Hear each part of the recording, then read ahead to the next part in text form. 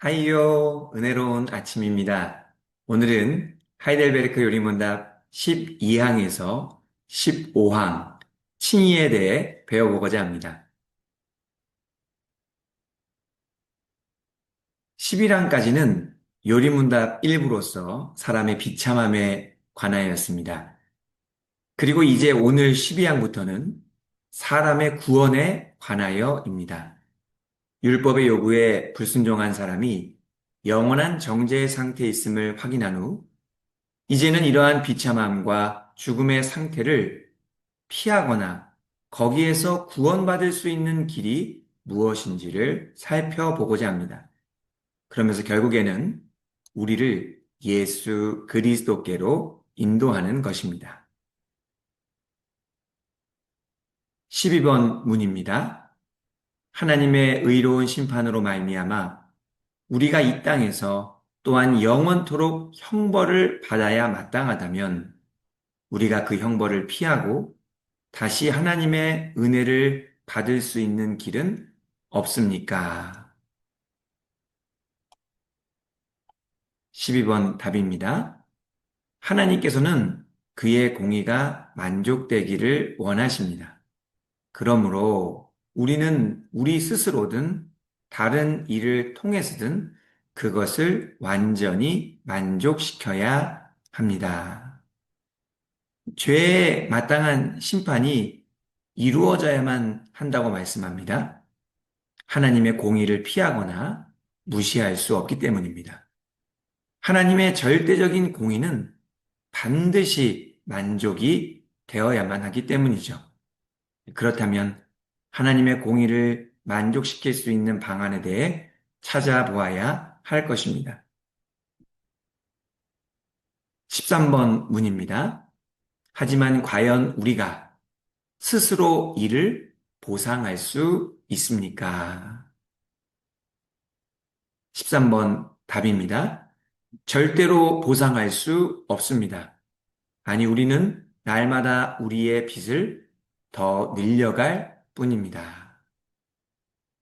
우리가 받을 형벌에 대하여 우리 스스로는 절대 보상할 수 없습니다.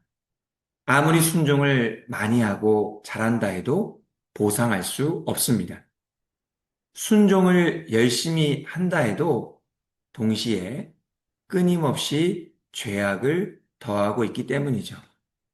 그러니까 오히려 빚만 더 늘어나게 된다는 것입니다.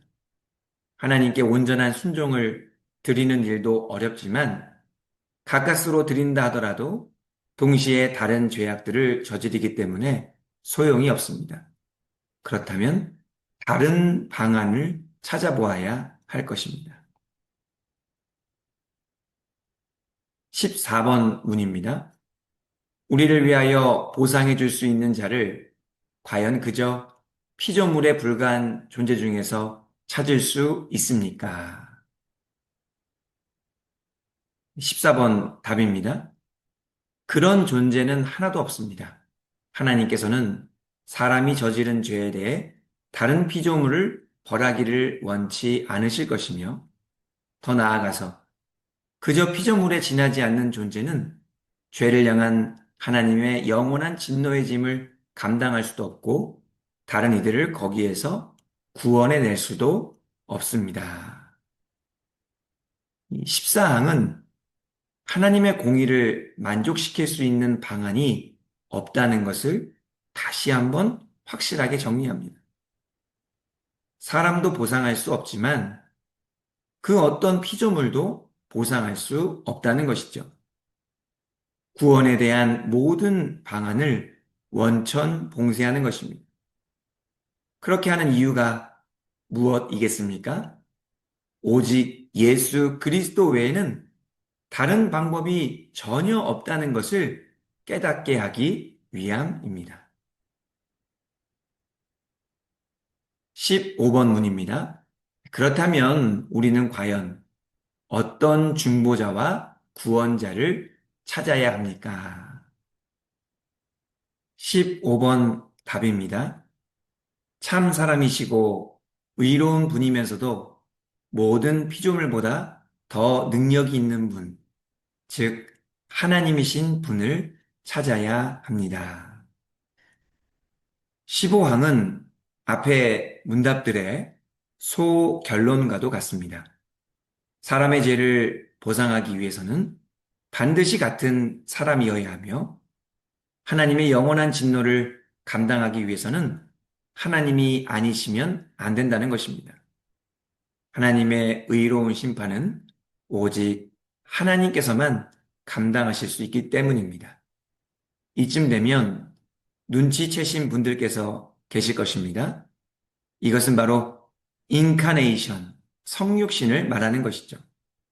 하나님과 사람 사이에서 사람을 위한 중보자와 구원자는 반드시 참 사람이면서 동시에 참 하나님이셔야만 하는 것입니다.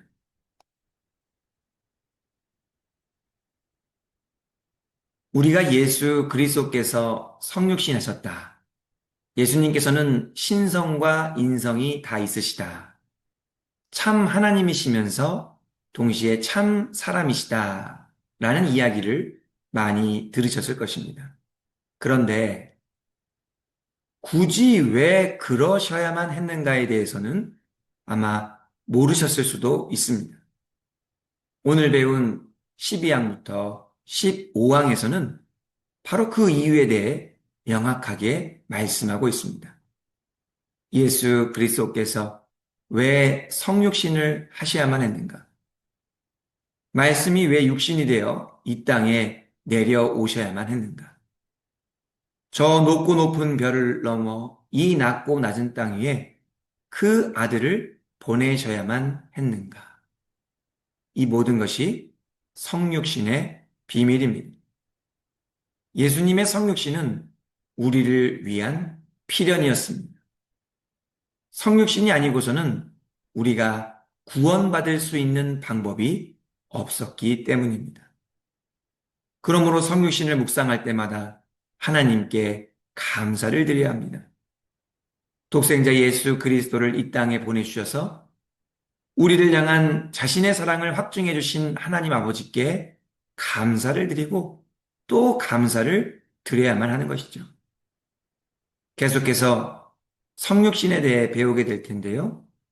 이번 사순절에 우리의 유일한 중보자와 구원자가 되시는 예수 그리스도의 성육신을 통하여 하늘의 큰 은혜와 사랑을 풍성하게 누리게 되는 저와 여러분이 되기를 간절히 소망합니다. 기도 드리겠습니다. 이 땅에 예수 그리스도를 보내주신 하나님 아버지 감사를 드립니다. 하나님의 아들이신 예수님께서 낮고 천한 인간의 몸을 입으실 수밖에 없으셨던 그 이유를 깨닫게 하시니 감사를 드립니다. 성신을 통하여 하나님 아버지의 사랑과 예수 그리스도의 희생과 성령 하나님의 은혜를 더욱 깊이 깨닫게 하여 주시옵소서. 독생자 예수 그리스도의 이름으로 기도하옵나이다. 아멘. 감사합니다. 수고하셨습니다.